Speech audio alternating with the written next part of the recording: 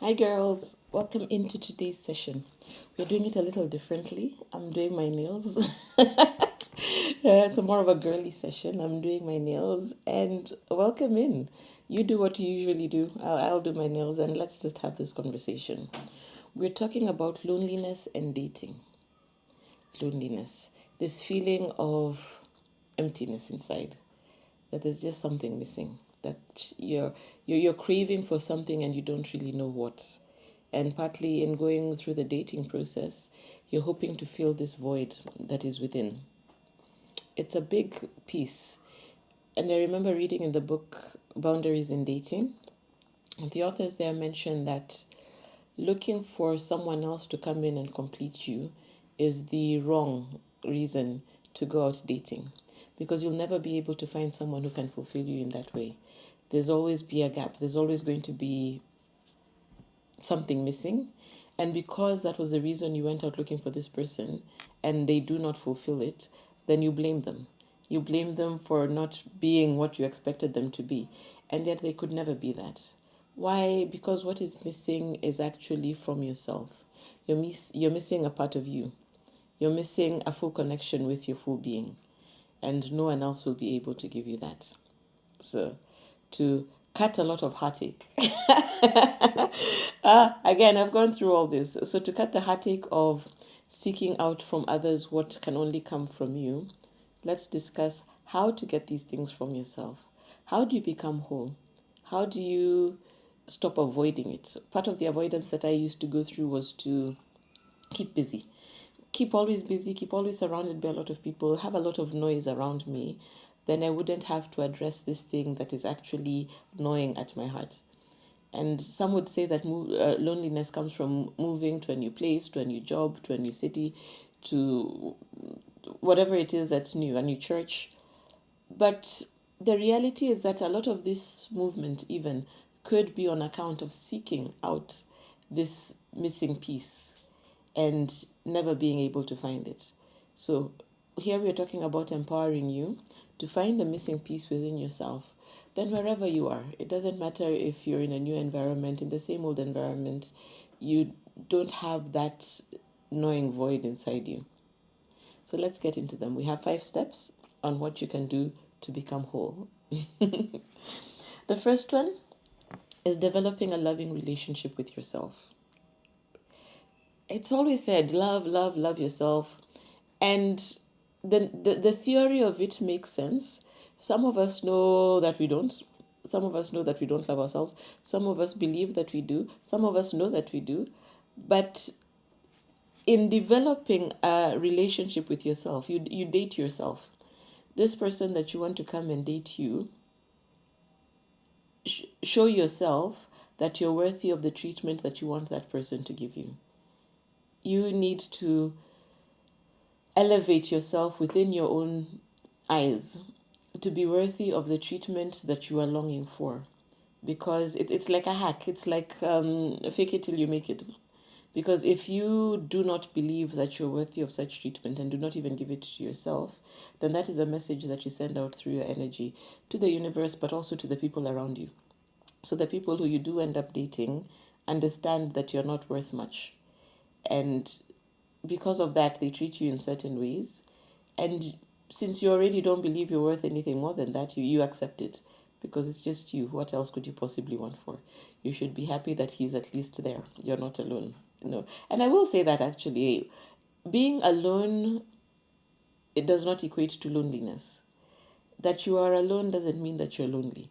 Those are very different things.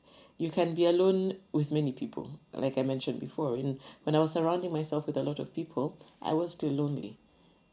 And you can be alone in a relationship, which is rather tragic. You can be lonely in a relationship, which in my mind defeats the purpose of being in that relationship. And I don't mean having the steps of it, fine, every once in a while. But if your relationship is draining more of you than it is bringing in, then those are question marks to have. And more often than not, these answers come from within us, not so much from the other person, but within ourselves, because we have the control of our lives and what dimension in how we are experiencing the life that we are living, and we have the power to take control and make changes when they are needed.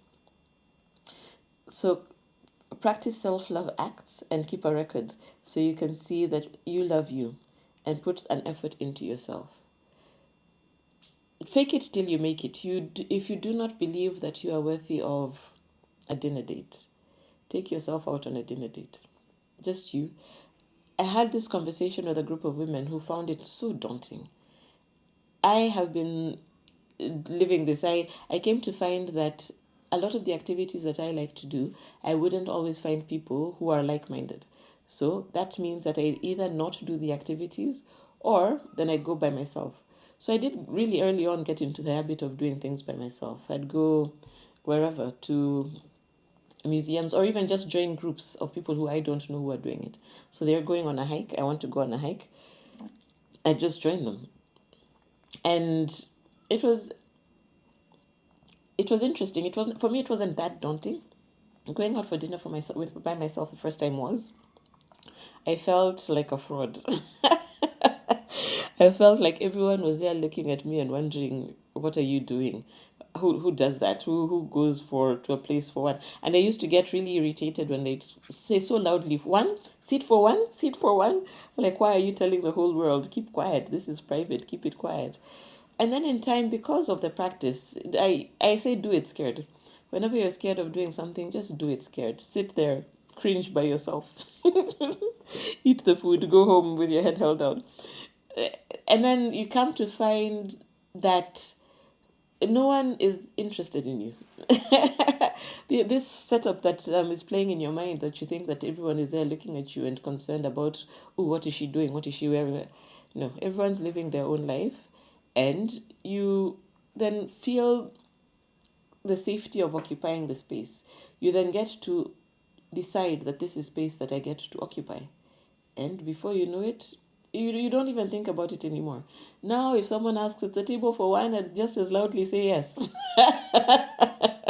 It's no longer an embarrassment for me. And do it in small things. If dinner is too large a step to take, the point is there being outside. So do coffee, do a museum visit, do something by yourself. And then do it again by yourself, and do something else by yourself. And with that, you also get the muscle of knowing yourself in terms of the kind of conversations that play out in your head. Because you have then the time to look, to see what's going on. If you're always thinking that everyone is looking at you, you get that perspective. You get that insight into yourself. And a lot of this work has to do with introspection, getting to know yourself a little better. And that's one thing. I mean, here I've talked about, I like the idea of dating yourself, and it could be really, really little things, little silly things, romanticizing your life, just doing things in a big way that make you feel extra. It's you telling yourself that you matter to you. And why that's important is because there are different parts of you. There's a part of you who is already not feeling worthy. So when another part of you can stand up and say, look, we are worthy. We are doing this, and we are doing this for us. We are doing this for me. I am doing this for me. Then that starts a change in the conversation that's in your head. Then it's not so much that you're unworthy, because now there's evidence, which is why we say keep a record. There's evidence of things that you have done for you that show that you think of yourself as worthy of love and respect. Oh, beautiful. So that was the first one. The second one is adapt what you consume. Anything that you take in, adapt it to be more aligned to the version of yourself you want to be.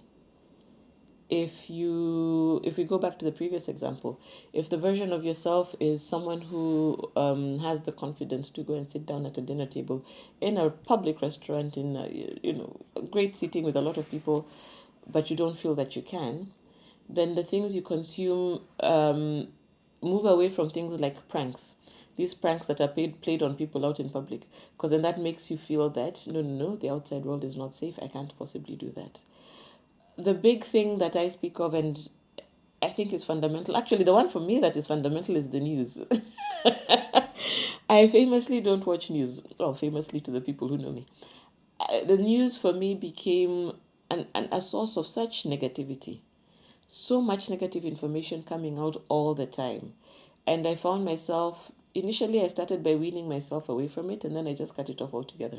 Whenever anything worth noting happens, I always get to know somehow. Yeah. But this constant negativity is not great. But if you can't do away with the news, also just look at what kind of programs you consume. What do they tell you? Like, I've really just had my own tiny little spiral about true crime. The notion that we sit down and watch programs hours on end about women who were killed. And I was quite addicted to true crime. But that you're watching stories about people who were killed, actual human beings who have been killed. And the point of the story is not that this person, Susan, died. This person, Susan, who had this life, died. The point is that this is how they were killed, and this is how the person got away with it. Or this, it kind of like elevates the murderers to a certain extent, and the victims then are less than. And this is part of the messaging that we get from patriarchy all the time. You're less than. So I've just been taking issue with it by myself and thinking that no, this is not really good. In fact, I did get insights from my therapist. She did tell me to stay away from true crime. It's very negative. It makes you feel that the world is unsafe. And once, because I used to watch it continuously. So once you have this message ongoing in your head, then you can't do things. And I had just moved to Sweden at the point when I was really watching it. And I couldn't understand. I didn't feel safe to walk around in nature. Stockholm is a really beautiful place, so there's a lot of greenery in the summer. And walking around in nature is really, really a beautiful thing to do. But then I started feeling unsafe because in a lot of these programs, the girls are picked up in parks and killed in parks. Then no, just decided remove that completely from my consumption. Then after I did, the world became a better place. Then I don't feel the fear of leaving my home. I don't feel a fear of men, because that's the other thing that created. It gave me the impression that men were unsafe. No. That's programming. Then think of music. Of course, music is a big one. What kind of music do you consume? What messaging does it give you? It might be a great beat, but what is it telling you? Is it telling you that all men are terrible? Because again, that creates this issue of lack of safety. You do not feel safe around men because this messaging gets in at a subconscious level. It goes into our subconscious. So you're not fully consciously aware at the front of your mind that this is what you're believing. But then because the messaging has constantly been there and you keep hearing it and you keep hearing it, your system forms this opinion at a level that you do not have direct access to. Yeah. So look at it. The music videos, there's really a time I just had to stop watching a lot of these music videos where you just have a lot of half-naked girls dancing around. For me, it wasn't wholesome. It didn't connect with the version of myself that I want to be because I don't see myself in those women, and I don't see all women in those women.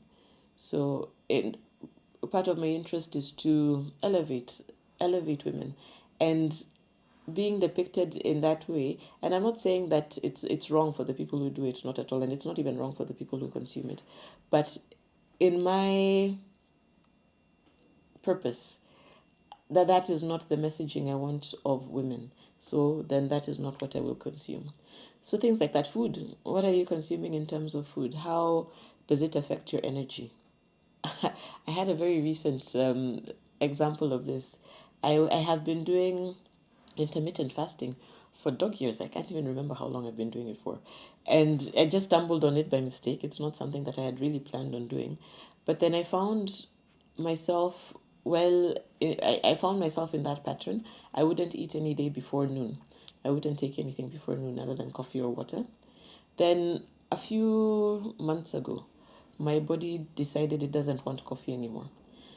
It's listening to your body. I just found myself moving away from caffeine. So whereas my everyday used to start with coffee, I've moved away from caffeine to some extent. So even tea, I don't take as much tea as I used to.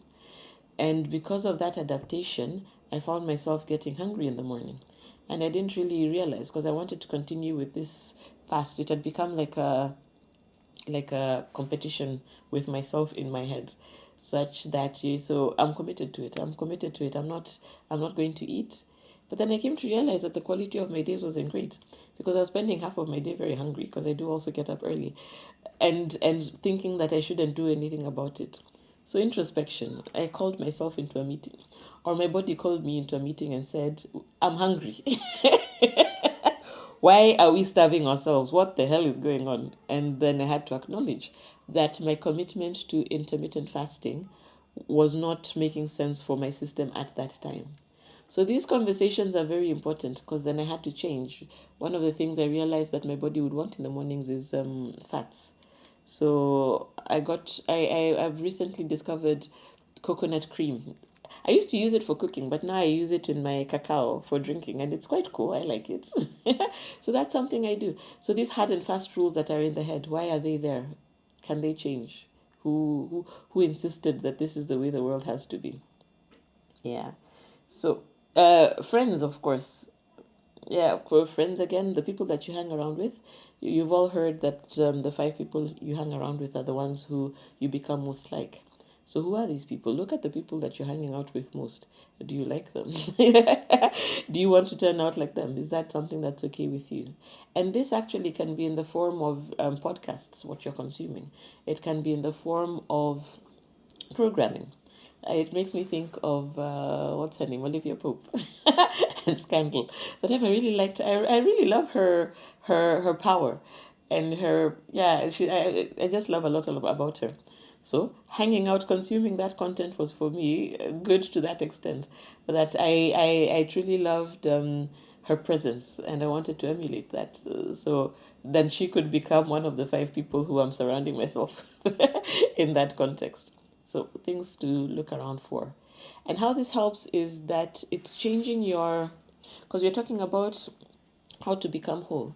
So if the people you're hanging around with, the media you're consuming, the music you listen to, if all of these things make you feel less than or diminished or unsafe, then these are the ones that make you separate you even further from yourself. That's how to think about it. Now, to remove these, I need to turn the page. So, we're discussing how to become whole, and this is the third point. I think it's successfully coming out. We're just now going to scrape off the polish. So, our third point is to look back. To look back and decipher why exactly you're lonely. What happened to you? This is a topic that touches on trauma. A lot of us have gone through trauma that we're not necessarily aware of. Things happened and we don't necessarily see them as traumatic. A traumatic event, it's not the thing that happens to you, but it's how it affects you. So there might be something that happened in your past that has had such an impact on you, and you don't necessarily see it. And it means that how you show up is affected by this one single point, and until you address it, you can't really get over it. You're reliving the same patterns without really knowing that they are there.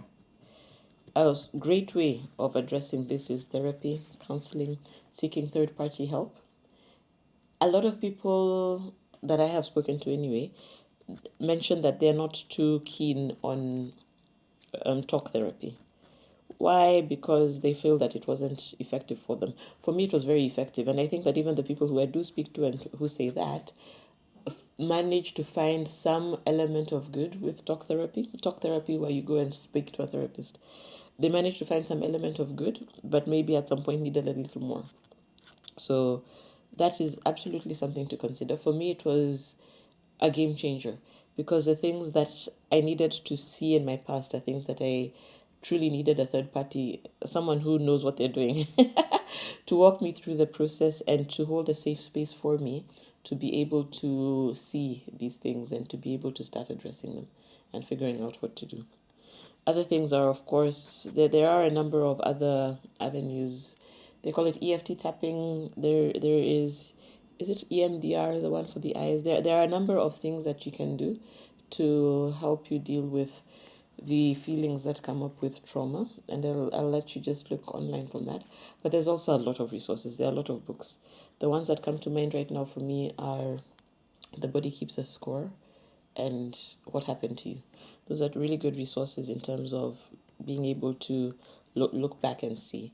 The other one was Complex PTSD and Adult Children of Emotionally, I forget the name. I'll put it in the comments. I forget. It's an interesting book.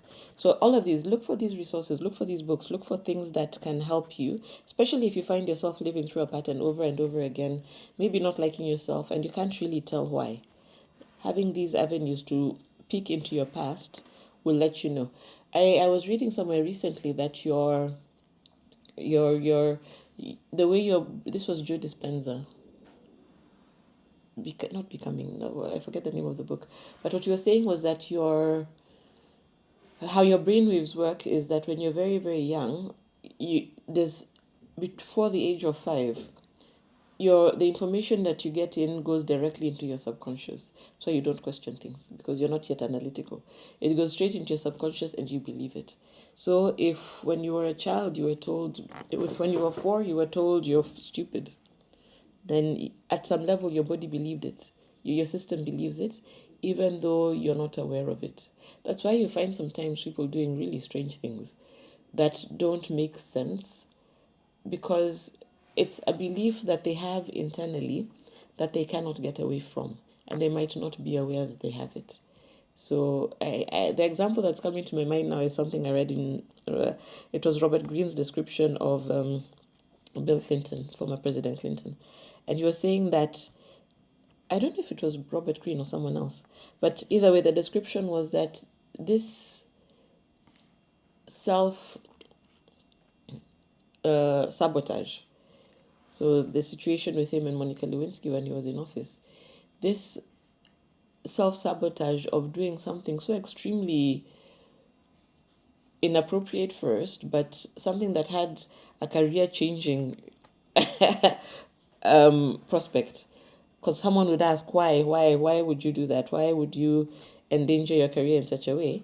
And the answer is that sometimes there's something that you need, that you're craving for, that is so deeply embedded within you that you would do almost anything. The other example was given was Nixon in putting the tapes, and he was particularly strange because with Nixon, he had tapes put all around the White House. He was aware that they were there, and yet he would still make these statements that were so awful. So again, some kind of self-sabotage that you might wonder where it's from. This need of having the kind of control. So you might, all of this to say that you might have things at play within you that you do not see and are not aware and do not remember. Okay, so what messaging drove you to feel unworthy and undeserving?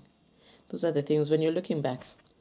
So taking the time with a therapist, by yourself, with a counselor, taking the time to see what is it that's making you feel, what created this gap within you? What is it that makes you feel, what happened to make you feel undeserving, less than, small? What made you think that you could never be loved? Look into the messaging. Just take the time, look into the messaging and see where you first heard these things. And look at who is it who first told you this? Because it can be very damaging. If it's like a parent who told you were stupid, that statement it has many implications. Because then that is rejection. You'd feel rejected by your parent. You'd feel less than. You'd feel, especially if you are compared. Look at your neighbors. They are wonderful. They do this, that, and the other. You are stupid. You will never amount to much. You daddy. It has it has a heavy impact because you feel rejected. You feel less than. You feel that you are unworthy. And it could be in many things. And I like that example because I think that's something that people don't necessarily think of as potentially traumatic. It was just a statement stated by a parent, so nothing big. Again, trauma is not what happened to you, it's the impact that it had on you. So if having such a statement thrown at your face then made you unable to cope with life, because you're this person who's always out to prove yourself, and even to yourself you don't really know why. You must be the best at everything, you must get the corner office with a view, you must, and you push yourself, and then you push everyone else away from you as well, because you're so keen in pushing in resolving that hurt that happened when you were young. And so it's never enough. Anything that you ever get is never enough, because you're never able to go back and delete that moment from ever having happened. Yeah. So, but you can. So this is the hope. How you can delete that moment is to see it. Is to see it and make that connection. Sitting down with yourself or with whoever, sitting down, making that connection and understanding that this is what has been driving me. That has the effect of opening your eyes to it, and then you can choose to have a different messaging. That even if this is what your mother told you when you were 3, you can then tell yourself that you do not agree with that messaging anymore and you want to change it for yourself. You then do not want to see yourself as being unworthy, as being undeserving, as being stupid. You look at the evidence that in your past life and say, no, this is what I've done, and I am deserving. I can get this. I am worthy of this. And it's so important to have those steps, because we don't realize we're stuck. We don't realize that these are things that are affecting us, and it might seem small, and yet it has affected you in such a big way. And it's so easy to release it. Releasing it is just looking at it, deciding you don't want that anymore, and letting it go. You can let it go by moving your body, shaking your body. It's like stuck energy. So stuck energy in motion, have some motion to get it out. And a practice of forgiveness. These people who may have said these statements to you probably had them said to them themselves. So it's not so much having a concentrated effort at blaming them. They told me this, they're so terrible. How could they do this? How could they do that? That might feel nice in the short term, but then still doesn't release you from that pain. Because what that does is then you keep looking at it, and it's like a stone that you picked up on the road, and then you keep turning around and looking at it and saying, oh, look, they were so terrible. They said this to me. This is such a horrible thing that happened to me. And you maintain your mind in the victim mindset, and you're telling yourself that this happened to me because of that, then this is how I've ended up. I can never improve. No. That's not where we are going. We're saying take this stone and throw it away. Throw it away, throw it back into the nothing it came from, and then just empower yourself. Say that this happened to me. It wasn't fair. It wasn't right that this happened to me, but I do not want to have that belief anymore. Going forward, my new belief is that I am bright. I am deserving. I am worthy. And to repeat it to yourself. Just keep telling yourself that. It's important for you to hear it if you've never heard it before. Maybe that was never a messaging you got when you were young. So tell yourself that. Consume. The media that you're consuming, look for media that tells you that. That, like what you're listening to now, that you are worthy. Listen to something that builds you up.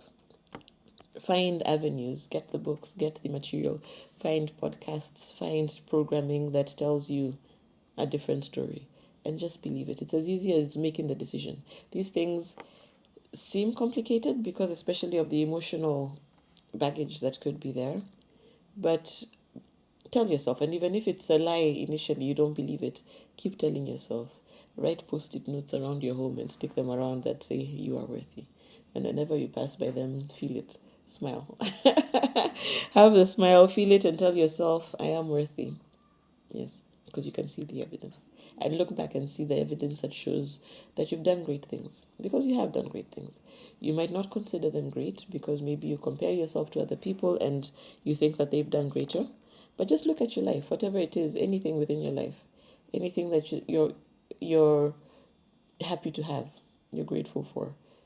and use that as the anchoring point for you to change, for you to see that you've done this before. And in fact, I'll go to it was the last point, gratitude, because we're just talking about it now. Have a gratitude practice. So that's the next one. Have a gratitude practice. It's easy in our days today to rush through life without really considering what we're grateful for, without actually being grateful, because we take things for granted. We think that this is our right. We have a right to have this until it's taken away. When it's taken away is when we start realizing, oh no, that was such a great thing. So appreciate them, appreciate the things around you and the people around you and all around you while it is there, without waiting for it to be taken away. One of the things that a gratitude practice does is that it changes your perspective, because once you can see something, you see a phone. You see a phone, and maybe you tell yourself that, oh, but you wanted the latest phone, you don't have the latest phone, or everyone has a phone, why would I be grateful for my phone? This is not something to take. There are people without phones, first of all. And the fact that you live in an era that has technology that enables people to just carry around this device, that is a computer. I wanted to say typewriter, but not quite. It's a computer, it's the weatherman, it's a booklet for notes, you can get your books from there. I love books, clearly. You can get directions. I truly get lost without having my phone to tell me how to get from point A to point B. It's become such an integral part of our lives. And if we don't see this, I mean, we do spend a lot of time not seeing this. So being able to stop and slow down and have the gratitude that you have a phone, that's a plus. Being able to stop and slow down and have the gratitude that you have access to the internet. Within my lifetime, the internet was created. It hasn't always been there. To be grateful for the people in your life, the bed you sleep on, the clothes you wear. It could be such minute things, your access to water, that we take for granted on the daily, but just take the time and ponder it. And it even brings a little peace within you, because you're accessing a connection to God. Being grateful is being grateful to God, and that's brings about a sense of peace. It makes you less, you're not dashing around as much trying to find something to fill you, because you're realizing that you're actually already quite full. There is already so much that is there, and it lifts you up. It elevates your spirit, your being. Yeah. Replace the messaging of being sad because you are alone with one of gratitude for being able to spend the precious time with someone as wonderful as yourself. Isn't that beautiful? You see how that's already just changing your outlook, changing everything. Gratitude. Then now what becomes, our last one is explore your feelings. I'm meant to be doing my nails. Let's see. So explore your feelings. Sit in the discomfort. For me, this was a big one. I had a habit of suppressing all my emotions, just moving away. I did not want to feel, especially the uncomfortable feelings. I did not want to feel them. And it's interesting, Brené Brown's book, Atlas of the Heart, mentions that it's not possible to suppress some and not all. Suppressing of feelings is a suppression of all. So if you're suppressing the sad ones, you'll be suppressing the happy ones as well. So the practice of feeling your feelings is something that's important, especially these uncomfortable ones. These uncomfortable feelings are trying to tell you something. There's an emotion within you that emotions are messages. So because our system is so wonderful and beautiful, it's complex. You're able to see, your system is able to notice things that you might not clock within your conscious mindset, because your system is just taking in so much information, and then it's deciding which ones are relevant and which ones are not. You cannot put into detail everything that you see. If you look around you right now and have to describe what it is that you've seen, the level of detail, you can't really get into that much, Because even if you're describing a leaf is so complex. It has all these veins that are going through it. It has its own design. It has its own shape. It's there's just so much going on around it, and that's just one leaf. So if you're describing everything around you, that can take pages and pages.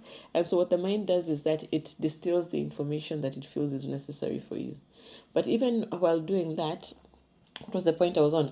That the emotions are giving you a message. Even while distilling, your body is also a system that's available to you. So the emotions that come in, you feel them within your body somewhere. So you might find a ticking fear sensation on your arm or something like that, or wherever within your system.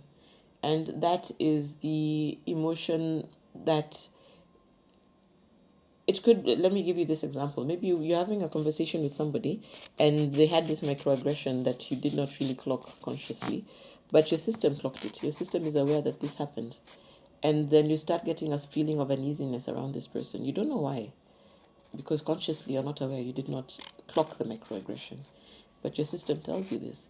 And sometimes it's something that they do. They are full of smiles and they come and they're inviting you to go heaven knows where. And you just, there's a feeling of, there's something off here.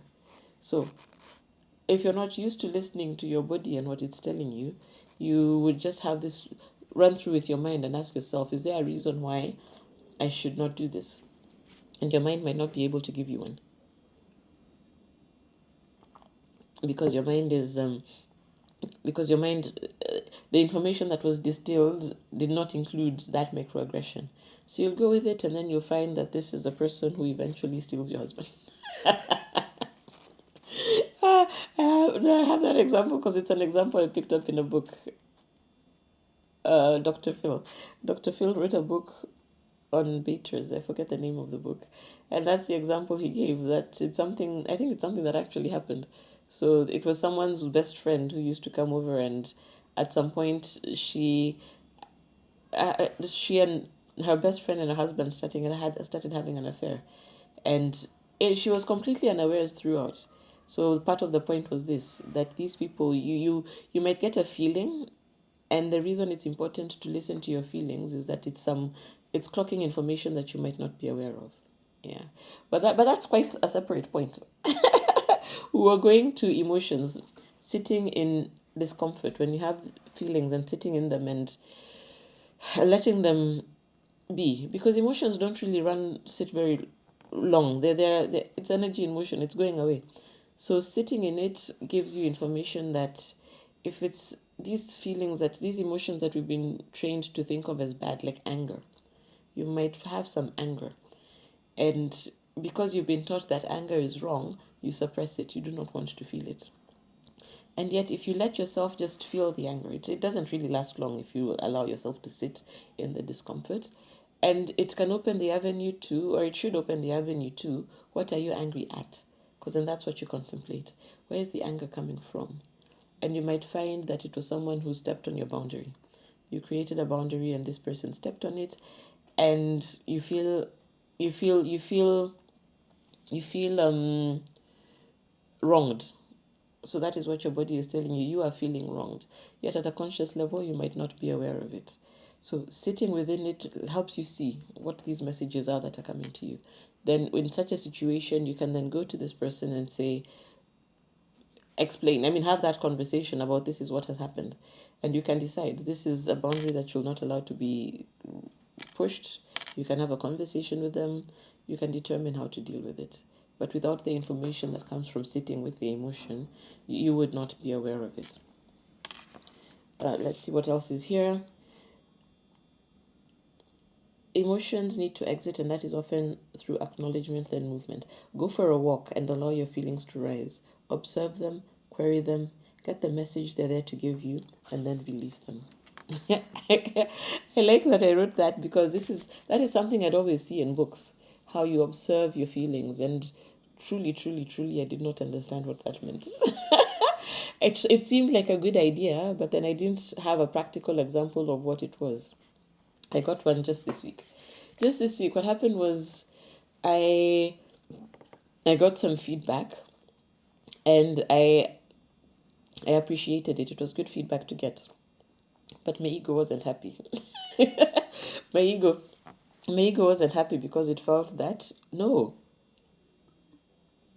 we are always right. There's no room to correct us. There's no room for feedback because we're perfect and we're always right.